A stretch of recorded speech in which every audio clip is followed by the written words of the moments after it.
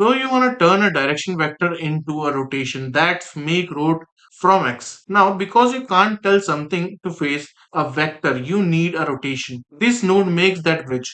Now to get it, just right click and type in make road from X. And as you can see, we got the node. Now to better understand it, let's see with the example. Here I'm putting a delay of around 4 seconds and I'm getting the X location and minusing it to enemy's location for now we have 000. Then we are getting make road from X and setting the actor's rotation to it. Now, when we compile and press begin play, what you will see is currently our cube is not facing a direction, as you can see on the screen. But right after 4 seconds, it will face to the enemy's location. And no matter where we turn it, after every 4 seconds, it will face the enemy, which is 000.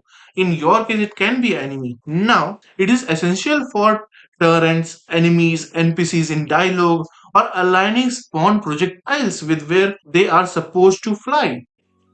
And hey, if you like seeing these nodes in action, check out the game I'm building, Reborn the Evil Being. It's all blueprint under the hood, and the demo is free to play on Steam.